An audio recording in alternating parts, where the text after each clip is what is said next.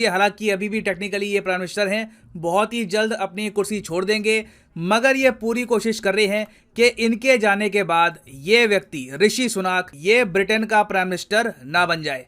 अब यहाँ पर आप कहोगे वेट, ऐसा क्यों हो रहा है?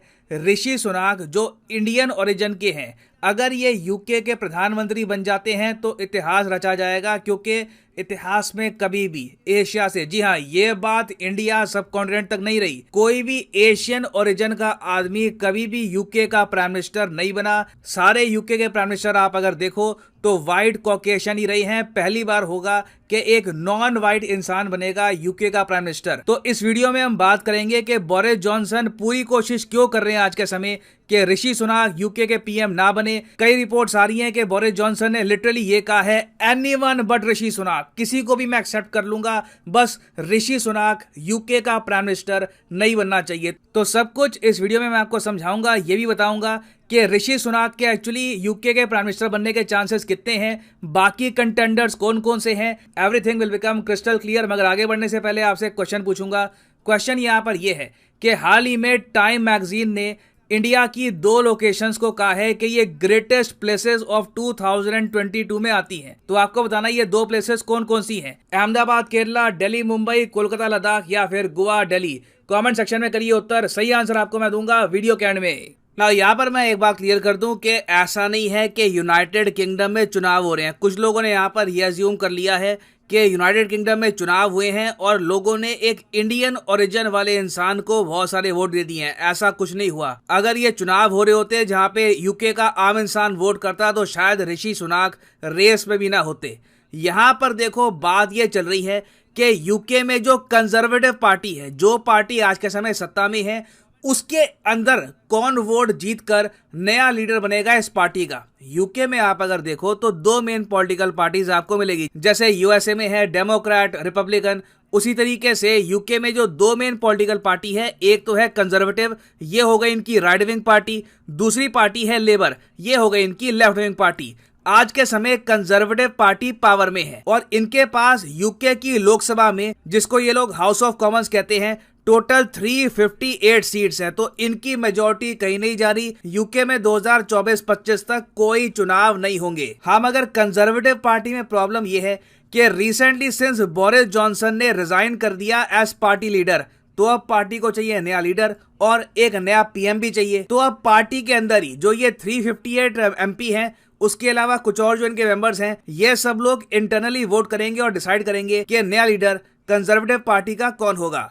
और इस दौर में देखो यूके में कई मेंबर ऑफ पार्लियामेंट है वो दिख रहे हैं। इसमें प्राइमरली 3-4 नाम सबसे आगे हैं। एक तो लिज ट्रस, उसके अलावा ऋषि सुनाक इंडियन ओरिजिन के, इनका जन्म इंडिया में नहीं हुआ था, इनके पेरेंट्स का जन्म इंडिया में हुआ था, ये इंडियन ओरिजिन के हैं, मगर ये अज्यूम मत कर लेना कि इनका जन्म इंडिया में हुआ था। फिर पेनी मॉर्डाउंट है, उसके अलावा एक और व्यक्ति है टॉम टगनहैंट। तो ये सब लोग कोशिश कर रहे हैं कि कंजर्वेटिव पार्टी के ये लोग लीडर बन जाएं। अभी के लिए कंजर्वेटिव पार्टी के अंदर ही देखा जा रहा है कि सबसे ज्यादा सपोर्ट है ऋषि सुनाक के लिए और इसी सपोर्ट को रोकना चाहते हैं बोरिस जॉनसन। अब यहाँ पे आप कहोगे अच्छा वेट, बोरिस जॉनसन किस पार्टी को बिलोंग करते हैं? बोरिस जॉनसन भी कंजर्वेटिव पार्टी के हैं। जो भी खेल चल रहा है, देखो हुआ यहाँ पर क्या कि कंजर्वेटिव पार्टी के लीडर थे बोरिस जॉनसन, मगर इनकी परफॉर्मेंस काफी खराब थी, इनके आसपास बहुत सारे स्कैंडल्स हुए, तो पार्टी के अंदर से इन पे इतना दबाव आया कि इनको रिजाइन करना पड़ा। और ये दबाव आया कब? ये दबाव आया जब इनकी कैबिनेट में इनका जो मंत्रिमंडल था उसमें से एक मंत्री जो ऋषि सुनाक थे, उन्होंने रिजाइन कर दिया ये कहकर कि बोरिस जॉनसन की सरकार सही नहीं चल रही, मैं सरकार में काम नहीं कर सकता। तो आप कह सकते हैं कि बोरिस जॉनसन के रिजाइन करने के पीछे ऋषि सुनाक का बहुत ही क्रिटिकल रोल था। और अब बोरिस जॉनसन बदला ले रहे हैं ऋषि सुनाक को रोककर। ये कह रहे हैं कि मैं किसी को भी सपोर्ट करूंगा, एक बार को लिज ट्रस्ट या फिर पेनी या फिर टॉम, कोई भी आदमी हो, उसको ये सपोर्ट करने को तैयार हैं। ये चाहते हैं कि बस ऋषि सुनाक कंजर्वेटिव पार्टी का लीडर ना बन जाए। तो बोरिस जॉनसन बिल्कुल रुकावट डाल सकते हैं ऋषि सुनाक के आगे। कोई बड़ी बात नहीं होगी कि बोरिस जॉनसन ऋषि सुनाक को रोक भी दे ना। एक तो बोरिस जॉनसन का इशू है, उसके अलावा भी मैं आपको बता दूं कि ऋषि सुनाक के सामने काफी सारे और इश्यूज हैं जिसको लेकर हो सकता है कि इन दी एंड ये पीएम ना बने। फॉर एग्जाम्पल, इनकी धर्मपत्नी, इनकी पत्नी का नाम है अक्षता मूर्ति। अक्षता मूर्ति बेटी हैं नारायण मूर्ति की। नारायण मूर्ति आपको पता होगा फाउंडर हैं इन्फोसिस के, multi billion dollar IT company. अब ऋषि सुनाक की जो पत्नी है, इन्होंने अपनी भारतीय नागरिकता कभी भी त्यागी नहीं थी और ये टैक्स भरती है इंडियन लॉ के हिसाब से। अब बीच में ऋषि सुनाक पर आरोप ये लगा कि ये अपनी बहुत सारी इनकम अपनी वाइफ के अंडर दिखाते हैं और इन्होंने यूके की सरकार को बहुत सारा टैक्स नहीं भरा। उसके अलावा देखो, यूके में कुछ लोग इस बात को लेकर भी थोड़े से डाउटफुल हैं कि एक ऐसा आदमी जिसकी वाइफ खुद यूके की सिटीजन नहीं है, ये क्या जेन्युइनली यूके को लेकर लॉयल रहेगा? क्या ये लोग एक्सपेक्ट कर सकते हैं कि ऋषि सुनाक की जो डिसीजन मेकिंग है ये प्रो इंडिया नहीं होगी, ये यूके का जो फायदा है सबसे आगे रखेंगे? तो ये सब अभी मेजर इश्यूज हैं ऋषि सुनाक के सामने। अभी ऐसा नहीं है कि ये पीएम आराम से बन जाएंगे, काफी प्रॉब्लम्स आएंगी। मगर मैं आपको ये बता दूं, अगर ये पीएम बन जाते हैं, it will be a historic step. Already हमने देखा है कि इंडियन ओरिजिन की कमला हैरिस ये है वाइस प्रेसिडेंट यूएसए की। फिर अगर यूके के जो पीएम है ये भी बन जाते हैं इंडियन ओरिजिन के, तो ये अपने आप में बहुत ही बड़ी अचीवमेंट होगी इंडियंस के लिए। मगर मैं यहाँ पर ये कहूंगा कि हमको जश्न ऐसे नहीं मनाना चाहिए एज ए कंट्री कि अंग्रेजों पर राज करेगा अब ऋषि सुनाक। ये सब कहना ठीक नहीं है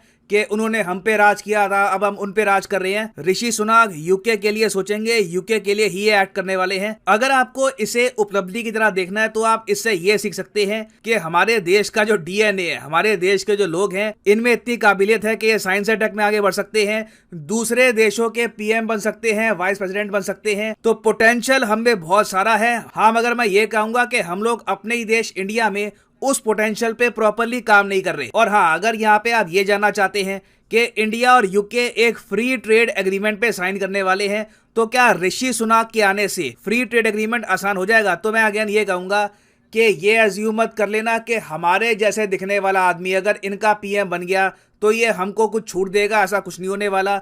जो नेगोशिएशंस पहले चल रही थी वही आगे कैरी फॉरवर्ड होंगी ना। वापस आते हैं अपने प्रश्न की तरफ कि टाइम मैगजीन ने रिसेंटली कहा है कि ये 2 जगह है world's greatest places of 2022 in India. वैसे टोटल इन्होंने 50 लोकेशंस को लिस्ट में डाला है। इंडिया की 2 प्लेसेस यहां पर शामिल की गई हैं और ये 2 प्लेसेस कौन सी हैं? एक तो है अहमदाबाद और दूसरा है केरला।